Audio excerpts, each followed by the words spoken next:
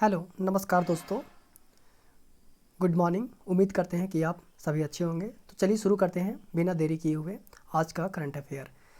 इस current affair में आपको क्या पढ़ाऊंगा, आज के कोर्स में मैं आपको पढ़ाऊंगा जो अगस्त मंथ का पूरा कंप्लीट करंट अफेयर पढ़ाऊंगा मैं आपको। इससे मैं आपको 300 क्वेश्चन कवर करवाऊंगा और 300 क्वेश्चन जो कवर करवाऊंगा आप देखोगे कि जो मैक्सिमम क्वेश्चंस हैं वो अगस्त महीना का वो इसी से पूछे जाएंगे। तो चलिए शुरू करते हैं बिना वक्त गवाए।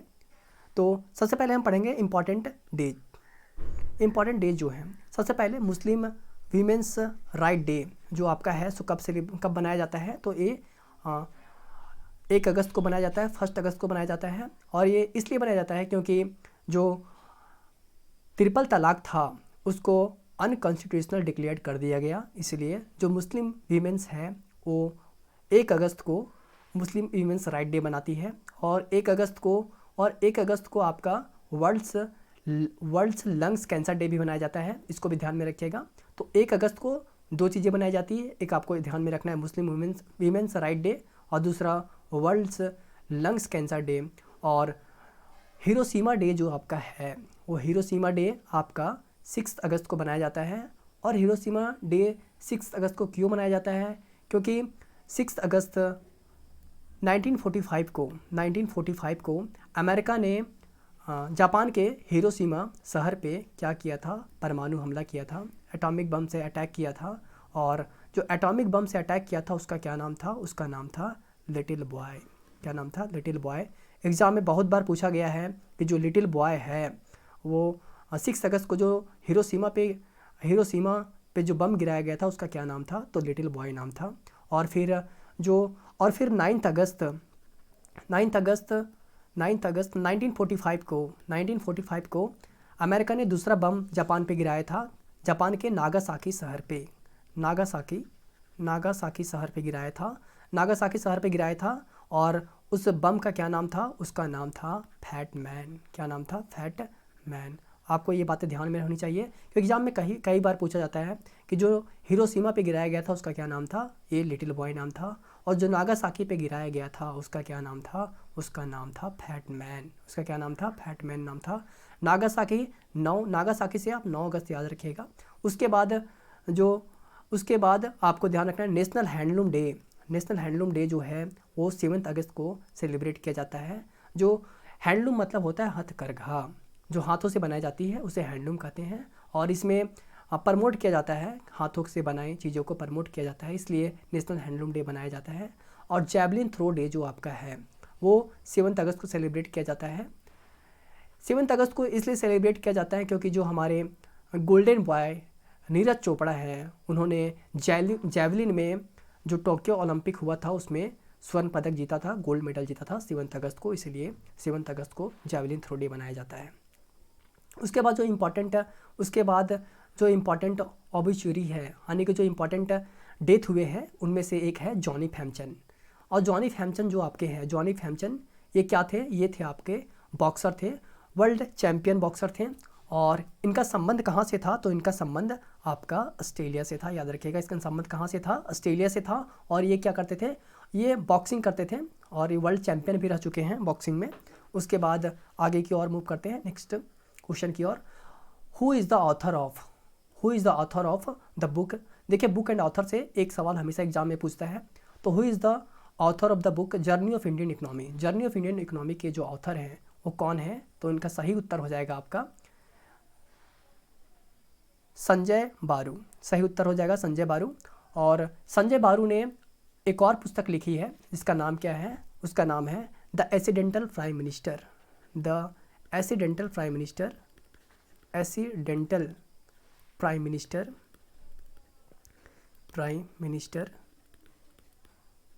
The accidental prime minister Sanjay बारू ने लिखी है। तो संजय बारू से आपको 2 बातें पता होना चाहिए, एक इन्होंने एक पुस्तक लिखी है द एक्सीडेंटल प्राइम मिनिस्टर और दूसरा जर्नी ऑफ इंडियन इकोनॉमी। इसमें जर्नी ऑफ इंडियन इकोनॉमी में इन्होंने ये बताया है कि जो भारत का 75 सालों का इंडियन इकोनॉमी का जो जर्नी रहा है उसके बारे में इन्होंने बताया है।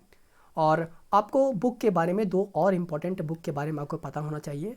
जो 2021 का साहित्य अकादमी अवार्ड था, वो साहित्य अकादमी अवार्ड जो था सो हिंदी के क्षेत्र में हिंदी लिटरेचर में किन्हें मिला था?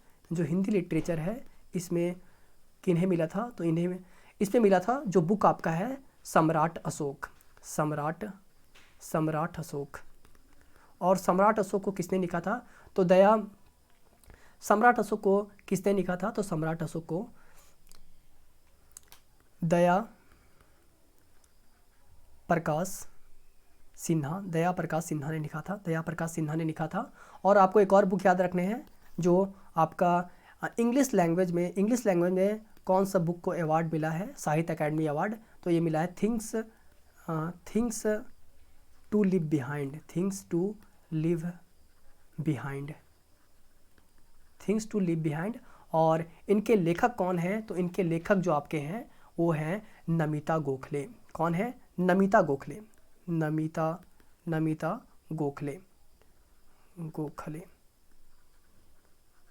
गोखले। तो आपको क्या क्या बातें, द एक्सीडेंटल प्राइम मिनिस्टर और 75 ईयर्स ऑफ इंडियन इकोनॉमिक का जो जर्नी रहा है वो संजय बारू ने लिखा है। और साहित्य अकादमी अवार्ड हिंदी में किसे मिला था? सम्राट अशोक के बारे में जो लिखे थे उन्हें मिला था। और कौन लिखे थे? दया प्रकाश सिन्हा ने इनसे लिखा था। और उसके बाद इंग्लिश में कौन सा book? Things to leave behind. और इन्हें कौन लिखे थे? तो नमिता गोखले ने लिखा था। चलिए नेक्स्ट क्वेश्चन की तरफ मूव करते हैं। और Nilekani centre AI for Bharat है वो किसने लॉन्च किया है? तो कौन सा इंस्टीट्यूशन में लॉन्च किया गया है? तो ये आपका लॉन्च किया गया है IIT मद्रास। कहाँ लॉन्च किया गया है? IIT मद्रास में लॉन्च किया गया है। और IIT मद्रास को जो NIRF है, नेशनल इंस्टीट्यूट रैंकिंग फ्रेमवर्क है, इन्होंने IIT मद्रास को फर्स्ट रैंक दिया है, फर्स्ट रैंक पे रखा है। नंबर 1 इंस्टीट्यूट है, पूरा इंडिया का नंबर 1 इंस्टीट्यूट है ये IIT मद्रास। आपको याद रखना IIT मद्रास। नेक्स्ट क्वेश्चन की तरफ मूव करते हैं। विच ऑफ द फॉलोइंग, जो अभी फर्स्ट वर्ल्ड हेरिटेज साइट्स है उसमें हाइड्रोलिक लिफ्ट लगाया गया है। इंडिया का कौन सा फर्स्ट वर्ल्ड हेरिटेज साइट्स बना है जिसमें हाइड्रोलिक लिफ्ट लगाया गया है? तो आपका सही उत्तर हो जाएगा इसमें आपका एलोवेरा कैप्स में आपका हाइड्रोलिक लिफ्ट लगाया गया है। और जो ये हाइड्रोलिक लिफ्ट लगाने का काम जो करता है सो कौन करता है? Archaeological survey of India, ASI करता है। इसको लगाने का काम ASI करता है और आर्कियोलॉजिकल सर्वे ऑफ इंडिया करता है। और जो एलोवेरा कैप्स है वो कहाँ है आपका? वो आपका है महाराष्ट्र में। कहाँ है? महाराष्ट्र में है। और महाराष्ट्र में कहाँ पे है? तो ये औरंगाबाद में, महाराष्ट्र में औरंगाबाद में है। और एक औरंगाबाद आपका बिहार में है। मैं बिहार वाला औरंगाबाद की बात नहीं कर रहा हूँ, जो ये औरंगाबाद है सो महाराष्ट्र में है। और जो अजंता कैप्स है वो भी आपका महाराष्ट्र में ही है, महाराष्ट्र के औरंगाबाद में ही है। एलोवेरा कैप्स और अजंता कैप्स के बीच में 100 किलोमीटर की लगभग दूरी है। और आपको क्या इसमें याद रखना है? हाँ, और अभी भारत में कितने वर्ल्ड हेरिटेज साइट्स हैं? तो अभी भारत में 40 वर्ल्ड हेरिटेज साइट्स हैं। और इसके पहले कितने थे? तो इसके पहले 38 थे। अब हाल ही में नए 2 वर्ल्ड हेरिटेज साइट्स बने हैं। जो सबसे पहला गुजरात में बना, एक गुजरात में नया वर्ल्ड हेरिटेज साइट्स बना है जिसका नाम है धोलावीरा। क्या नाम है? धोलावीरा। और आपका एक बना है कहाँ? तेलंगाना में बना है। और दूसरा आपको याद रखना है तेलंगाना में बना है। तेलंगाना में कौन सा बना है? तो तेलंगाना में एक टेम्पल है जिसे कहा जाता है रमप्पा टेम्पल को वर्ल्ड हेरिटेज साइट से डिक्लेयर किया गया है। तो आपको ये दोनों याद होनी चाहिए। तो अब नेक्स्ट क्वेश्चन की ओर मूव करते हैं। नेक्स्ट क्वेश्चन क्या है हमारा? अल नजा 4 जो है, जो कि ज्वाइंट मिलिट्री एक्सरसाइज है, सो इंडिया और कौन से कंट्री के बीच में हुआ है? तो इंडिया और ये आपका किस कंट्री के बीच में हुआ है? तो आपका इंडिया और ओमान के बीच में हुआ है।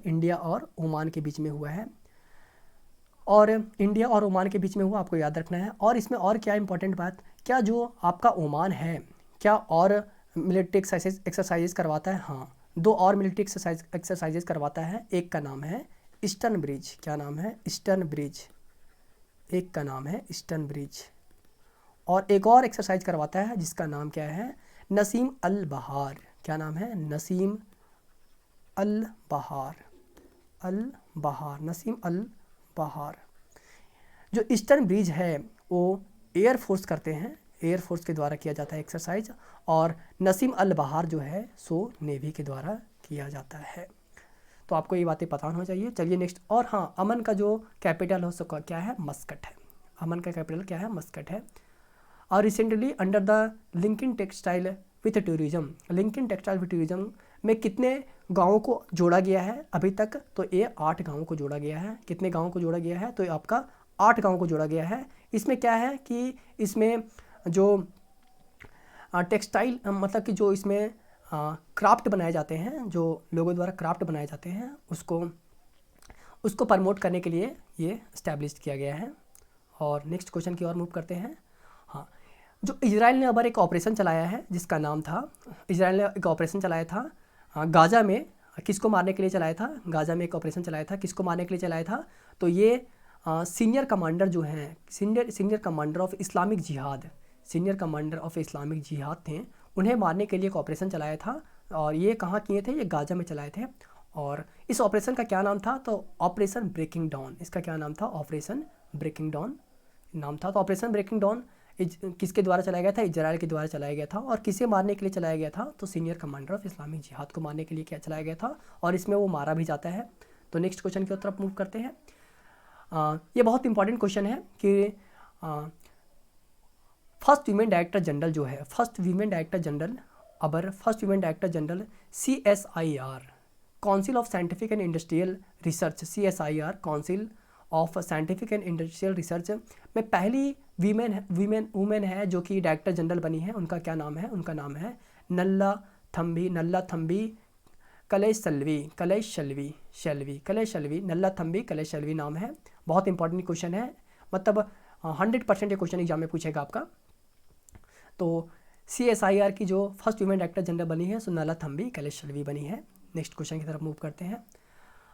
विच ऑफ द फॉलोइंग, हाँ, अब एक नया एयरलाइन चालू किया गया है, जो कि अपना पहला उड़ान मुंबई और अहमदाबाद के बीच में भरी थी। इसका क्या नाम है? तो इसका नाम है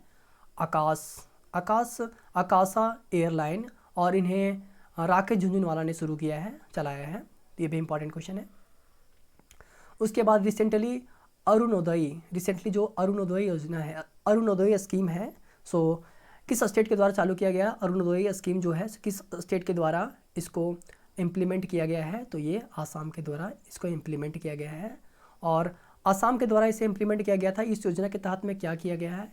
इस योजना के तहत कोई भी फैमिली जो कि इकोनॉमिकली वीकर फैमिलीज़ हैं, गरीब लोग हैं, उन्हें जो स्टेट गवर्नमेंट है सो उनके अकाउंट में 1000 की राशि प्रत्येक मंथ पर मंथ 1000 की राशि पर मंथ उसमें डाल देगी गरीब लोगों के अकाउंट में। इस योजना को क्या नाम देगा? तो अरुणोदय स्कीम। नेक्स्ट क्वेश्चन की तरफ मूव करते हैं। इंडिया की उड़ान, जो मिनिस्ट्री ऑफ कल्चर है सो अब एक नया इनिशिएटिव लॉन्च किया है, इंडिया की उड़ान। और जो इंडिया की उड़ान इनिशिएटिव शुरू किया गया है सो किसके साथ मिलकर के शुरू किया गया है? गूगल के साथ में मिलकर के शुरू किया गया है। और इसमें जो गूगल है सो छोटा वीडियो बना करके, गूगल में छोटे वीडियो बना करके इंडिया के जो 75 साल की जो गाथाएं हैं, वीर गाथाएं हैं, उसको छोटी वीडियो बना करके उसमें दिखाएगी। तो ये इंडिया की उड़ान किसके साथ मिल करके मिनिस्ट्री ऑफ कल्चर ने शुरू किया है? तो गूगल के साथ मिल करके शुरू किया है। अब नेक्स्ट क्वेश्चन है, जो चीफ जस्टिस ऑफ इंडिया हैं, जो अब नए CGI बने हैं इंडिया के, वो कौन है? चीफ जस्टिस ऑफ इंडिया जो बने हैं वो कौन है? तो वो है UU Lalit, justice UU Lalit, यानी कि उदय उमेश ललित, इसको शॉर्ट में कहा जाता है UU ललित। और ये 49th CGI बने हैं इंडिया के, 49th CGI बने हैं। ये आपको इम्पोर्टेंट, ये हैं उदय उमेश ललित। उसके बाद नेक्स्ट क्वेश्चन की तरफ मूव करते हैं। अब अर्बन एनिमल रेस्क्यू सेंटर जो गिंडी नेशनल पार्क जो है उसमें अर्बन एनिमल रेस्क्यू सेंटर बनाया गया है। ये क्या है? तो ये आपका क्या है, इसमें क्या होगा, इस पे देखें जो जैसे कि कोई एनिमल है, वो कोई जानवर है जो घायल हो जाती है, जख्मी हो जाती है, या उनका स्वास्थ्य अच्छा नहीं होता है, तो गिंडी नेशनल पार्क में रेस्क्यू सेंटर बनाया गया है। और पूछा जा रहा है कि गिंडी नेशनल पार्क आपका कहाँ है, तो ये आपका है तमिलनाडु में। कहाँ है आपका? तमिलनाडु में है। और तमिलनाडु में और कौन कौन से नेशनल पार्क है, तो तमिलनाडु में एक गिंडी नेशनल पार्क हो गया आपका, और दूसरा जो नेशनल पार्क है गिंडी नेशनल पार्क, इसमें याद रखना है।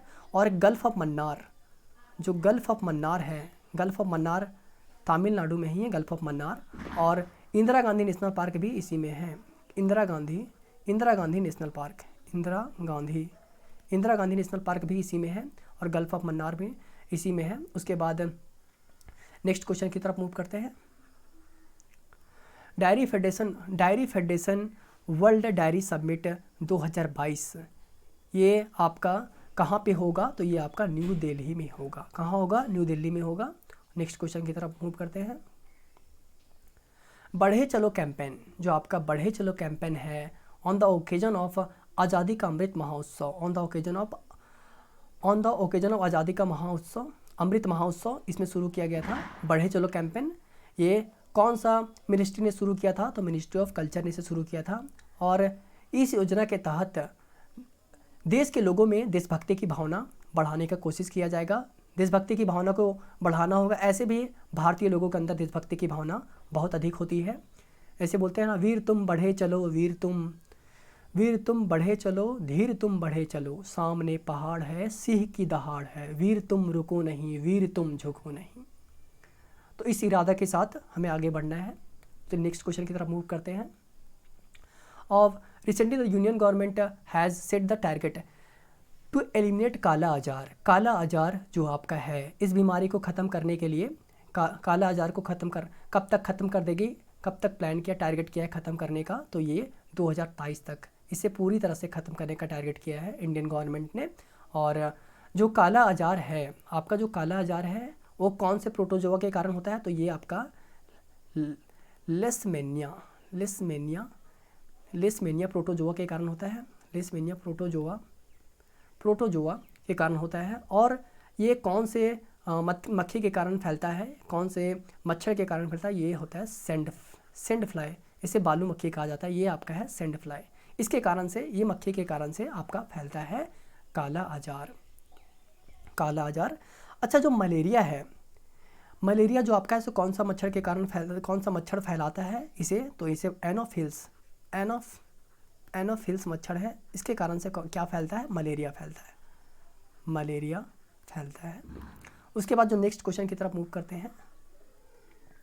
What is the name of the exercise Indian army which has carried out the Indian army के द्वारा अब एक एक्सरसाइज किया गया। किस लिए किया गया? ताकि ये जांच करने के लिए किया गया कि जो रेडीनेस है, कि इंडियन आर्मी का जो तत्परता है स्पेस बेस्ड एसेट के लिए, वो कितना तत्पर है। स्पेस बेस्ड एसेट्स के लिए कितने इंडियन आर्मी तत्पर है, उसके लिए इन्होंने एक एक्सरसाइज किया। उसका क्या नाम था? Exercise Skylight. उसका क्या नाम था? Exercise Skylight. अच्छा, इंडियन आर्मी जो है उसके पास मिलिट्री सैटेलाइट्स है। हमारे देश में कुछ मिलिट्री सैटेलाइट्स है, वो आपको पता होना चाहिए कौन कौन है। एक आपका है जी-7, इसको कहा जाता है रुकमनी। क्या कहा जाता है? रुकमनी। और इसे कौन यूज करता है? तो हमारे इंडियन नेवी जो है, सो इसको यूज करते हैं। और एक हमारे पास एक सैटेलाइट्स है जी-7A है। इसको एंग्री बर्ड कहा जाता है। क्या कहा जाता है? Angry bird. और ये एयरफोर्स यूज करते हैं। और एक और सैटेलाइट्स हमारे पास है जी-7B, और इसे यूज करते हैं हमारे इंडियन आर्मी। तो इसकी तत्परता चेक करने के लिए अब एक्सरसाइज किया गया था। उसका नाम क्या था? Exercise Skylight. तो नेक्स्ट क्वेश्चन की तरफ मूव करते हैं। जो मोदी सर्किट है, सो उत्तराखंड टूरिज्म डिपार्टमेंट ने, जो उत्तराखंड का जो टूरिज्म डिपार्टमेंट था, उन्होंने एक प्लान किया है मोदी सर्किट डेवलप करने का। सो कौन से प्लेसेस पे डेवलप करेंगे ये? तो ये डेवलप करेंगे कॉर्बेट टाइगर रिजर्व में डेवलप करेंगे। और जितने भी यहाँ नेशनल पार्क हैं, कॉर्बेट टाइगर रिजर्व हो, valley of flower national park हो, या नंदा देवी नेशनल पार्क हो या राजाजी नेशनल पार्क हो, ये चारों जो नेशनल पार्क है सो कहाँ है आपका उत्तराखंड में है। तो मोदी सर्किट कहाँ शुरू किया जाएगा, ये आपका किया जाएगा कॉर्बेट टाइगर रिजर्व में शुरू किया जाएगा। नेक्स्ट क्वेश्चन की तरफ मूव करते हैं। अबर 14th vice president of India, जो अबर हाल ही में 14th vice president of India चुने गए, उनका क्या नाम था, तो उनका नाम था जगदीप धनखड़। जगदीप धनखड़। और इनके विपक्ष में कौन खड़े थे, तो इनके विपक्ष में खड़े थे यशवंत सिन्हा। इनके विपक्ष में यशवंत सिन्हा खड़े थे। तो आपको याद रखना जो 14th vice president of India कौन है, जगदीप धनखड़। उसके बाद आपको याद रखना है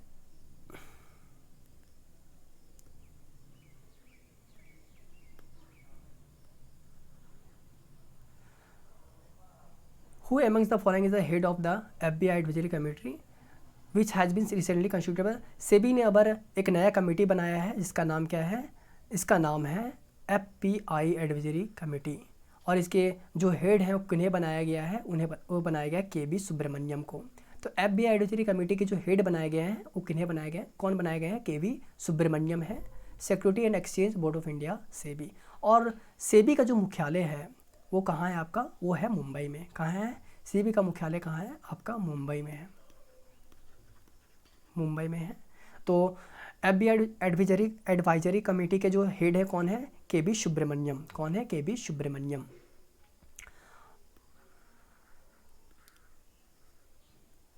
उसके बाद ए न्यू स्पीसीज नेम्ड अन्ना मलाई red tail. Anamalai red tell है जो अभी डिस्कवर्ड किया गया है। कहाँ, अन्ना मलाई रेड टेल एक नया स्पीसीज, नया जनजाति मिला है। ये कहाँ मिला है, ये मिला आपका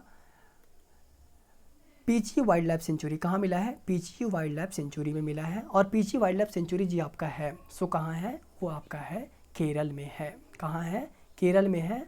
और केरल में और कुछ इंपॉर्टेंट नेशनल पार्क हैं जो आपको पता होना चाहिए। तो केरल में और कौन इंपॉर्टेंट नेशनल पार्क है, तो सबसे पहले आपको याद रखना आर आलम। आर आलम हो गया। उसके बाद दूसरा में परम्बिकुलम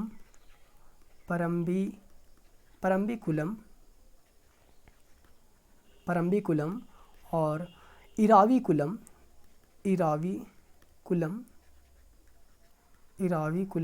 और चौथा में मत्थिकेट्टम।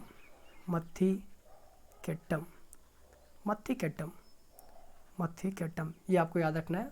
आर आलम, परम्बिकुलम, इराविकुलम और मत्थिकेट्टम। और पीची वाइल्ड लाइफ सेंचुरी में एक नया स्पीसीज़ खोजा गया, इसका नाम है अन्ना मलाई red tail. Anamalai red tail Peechi wild life sanctuary से रिलेटेड है और ये कहाँ है, केरल में है।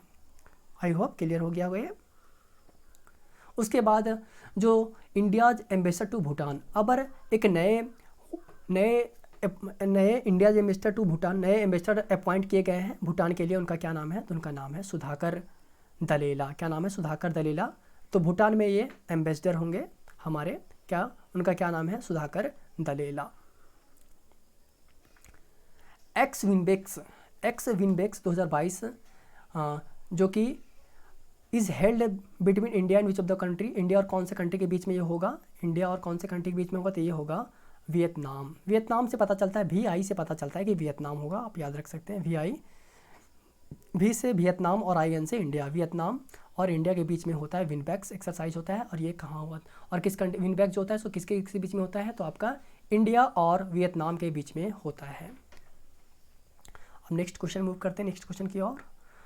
जेफरी आर्मस्ट्रॉन्ग, जो जेफरी आर्मस्ट्रॉन्ग है उन्हें Indian council for cultural relations ICCR ने अवार्ड दिया है। कौन सा अवार्ड दिया है, कौन सा अवार्ड दिया है, इंडोलॉजिस्ट फॉर 2021 के लिए अवार्ड दिया है। तो जो जेफरी आर्मस्ट्रॉन्ग थे सो कौन से कंट्री से बिलोंग करते थे, तो ये आपका कनाडा से बिलोंग करते थे। और जो आपका इंडोलॉजिस्ट अवार्ड होता है, इंडोलॉजिस्ट मतलब क्या होता है कि इंडिया के बारे में जो जिनको काफ़ी नॉलेज हो इंडिया के बारे में, इंडिया की संस्कृति के बारे में, यहाँ के कल्चर इस सब के बारे में जिन्हें पूरी तरह से पूरी जानकारी हो, उसे इंडोलॉजिस्ट कहते हैं। और ये ये किसको दिया गया है, जेफरी आर्मस्ट्रॉन्ग को दिया गया है। ये दिया गया आपका जेफरी आर्मस्ट्रॉन्ग को दिया गया है। और जेफरी आर्मस्ट्रॉन्ग कहाँ से बिलोंग करते हैं, कनाडा से बिलोंग करते हैं। तो आपको इसमें क्या क्या याद रखना है, जेफरी आर्मस्ट्रॉन्ग याद रखना है और फिर कनाडा से बिलोंग करते हैं वो याद रखना है, और कनाडा से बिलोंग करते हैं और किन क्षेत्र में इसको अवार्ड मिला है, तो डिस्टिंग्विश्ड इंडोलॉजिस्ट फॉर 2021। चलिए नेक्स्ट क्वेश्चन की तरफ मूव करते हैं। और हाल ही में किस पुलिस फोर्स को प्रेसिडेंट कलर अवार्ड मिला है, प्रेसिडेंट कलर अवार्ड मिला है, तो ये आपका इसका उत्तर हो जाएगा, आपको इसका उत्तर हो जाएगा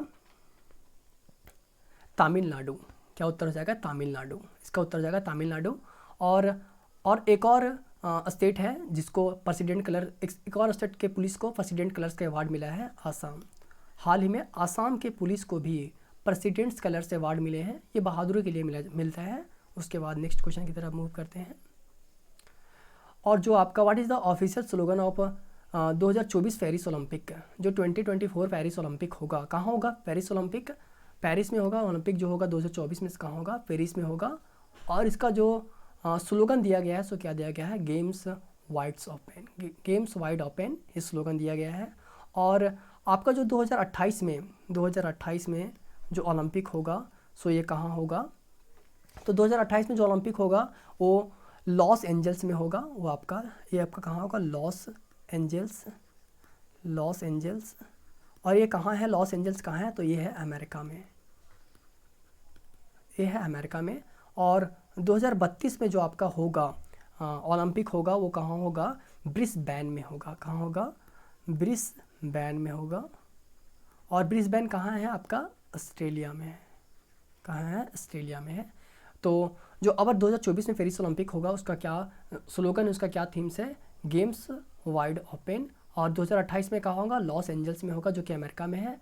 और ब्रिस्बेन में होगा 2032 में, जो कि ऑस्ट्रेलिया में है। नेक्स्ट क्वेश्चन की तरफ मूव करते हैं। एक्सरसाइज पिच ब्लैक, जो एक्सरसाइज पिच ब्लैक है, सो किस कंट्री में हेल्ड किया गया था? पिच ब्लैक जो है, so it will be held in each of the following country. किस कंट्री में हेल्ड किया गया था? तो ये आपका ऑस्ट्रेलिया में हेल्ड किया गया था। देखिए ऑस्ट्रेलिया में एक शहर है, इसका नाम है डार्विन। ऑस्ट्रेलिया में एक शहर है, इसका नाम है डार्विन। और ये डार्विन में युद्ध अभ्यास होता है, और इसमें कई देश पार्टिसिपेट करते हैं। ये ऑस्ट्रेलिया ऑर्गेनाइज करता है। एक्सरसाइज पिच बैंक को कौन ऑर्गेनाइज करता है? तो ऑस्ट्रेलिया ऑर्गेनाइज करता है। और ऑस्ट्रेलिया एक और युद्ध अभ्यास ऑर्गेनाइज करता है, इसमें बहुत सारे देश पार्टिसिपेट करते हैं। उसका क्या नाम है? ककाडू।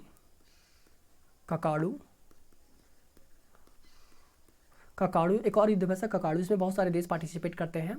और जो ककाडू, तो क्या कोई एक्सरसाइज ऐसा है जिसको इंडिया रिकॉग्नाइज करता होगा, इंडिया संचालित करता होगा, और बहुत सारे देश उसमें पार्टिसिपेट करते होंगे? हाँ, एक एक्सरसाइज है, इसका नाम है मिलन। क्या नाम है? मिलन। एक्सरसाइज मिलन जो है, इसको इंडिया इसको ऑर्गेनाइज करता है, और इसमें बहुत सारे देश पार्टिसिपेट करते हैं। तो आपको याद रखना है, जो एक्सरसाइज मिलन है उसको कौन ऑर्गेनाइज करता है? उसको करता है इंडिया। और ऑस्ट्रेलिया 2 युद्ध अभ्यास को ये ऑर्गेनाइज करता है ककाडू को, और दूसरा एक्सरसाइज पिच ब्लैक को। नेक्स्ट क्वेश्चन की तरफ मूव करते हैं। वेस्ट बंगाल गवर्नमेंट जो है, सो वेस्ट बंगाल गवर्नमेंट जो है, सो अभी 7 डिस्ट्रिक्ट बनाया है। वेस्ट बंगाल गवर्नमेंट 7 नया डिस्ट्रिक्ट बनाया है। तो अभी वेस्ट बंगाल में कितने डिस्ट्रिक्ट हो गए हैं? तो ये 30 डिस्ट्रिक्ट हो गए हैं, ये आपको याद रखना है। और अभी कौन सा ऐसा पहला सिटी बना है जिसमें इन्वायरमेंटल इंसाइट्स एक्सप्लोरर को पब्लिश किया गया है? इन्वायरमेंटल इंसाइट एक्सप्लोरर को पब्लिश किया गया है। कौन सा फर्स्ट सिटी बना है? तो ये है औरंगाबाद। ये औरंगाबाद, मैं आपको फिर बता रहा हूँ, ये जो औरंगाबाद है सो आपका बिहार वाला औरंगाबाद नहीं है। ये जो औरंगाबाद है सो आपका कहाँ है? महाराष्ट्र में है। ये औरंगाबाद कहाँ है? महाराष्ट्र में है। और इसमें क्या होगा? तो ये जो इन्वायरमेंटल इंसाइट एक्सप्लोरर है, इसमें एक्सप्लोर किया जाएगा कि जो जैसे औरंगाबाद में ये पब्लिश किया गया है, तो औरंगाबाद के बारे में सब कुछ बताएगा कि वहाँ पे कार्बन डाइऑक्साइड का कितना एमिशन है, कितना % कार्बन डाइऑक्साइड है, वहाँ का क्लाइमेट कैसा है, वहाँ कितना पॉल्यूशन है, ये सारी बातें बताएंगी वहाँ के बारे में, वहाँ के वातावरण के बारे में बताएगी। तो नेक्स्ट क्वेश्चन की तरफ आप मूव करते हैं। रिस्पॉन्सिबल एआई फॉर यूथ 2022, ये जो है रिस्पॉन्सिबल एआई फॉर यूथ जो है, so width of the following companies किसके साथ मिलकर के शुरू किया गया है? तो आपका ये इंटेल के साथ मिलकर के शुरू किया गया है। रिस्पॉन्सिबल एआई फॉर यूथ किसके साथ मिलकर के शुरू किया गया? तो ये आपका इंटेल के साथ मिलकर के शुरू किया गया है। उसके बाद financial inclusion index, FI index जो है, सो इसको कौन रिलीज़ करता है? एफआई इंडेक्स को कौन रिलीज़ करता है? तो एफआई इंडेक्स को, फाइनेंशियल इंक्लूजन इंडेक्स को किसने रिलीज़ किया है? तो ये आपका रिजर्व बैंक ऑफ इंडिया ने रिलीज़ किया है। रिजर्व बैंक ऑफ इंडिया ने रिलीज़ किया है। तो आज का करंट अफेयर मेरा ख़त्म होता है। ये अगस्त मंथ का जो आपका अगस्त मंथ है, अगस्त मंथ का ये करंट अफेयर का पार्ट वन था। इसमें मैंने 30 क्वेश्चन कवर करवाएं, आपको 30 क्वेश्चन कवर करवाएं, और इसको आप बार बार रिवाइज कीजिए। उम्मीद करते हैं कि आपको अच्छा लगा होगा क्लास, करंट अफेयर की क्लास अच्छा लगा होगा। और अगर आपको कोई सजेस्ट देना हो, हमसे अगर कोई भूल हुई होगी, तो आप कमेंट सेक्शन में हमें बताइए कि हमसे क्या भूल हुई है, मैं इसे सुधार करूँगा। और बहुत बहुत धन्यवाद जो आपने यहाँ तक रहा है। Thank you so much.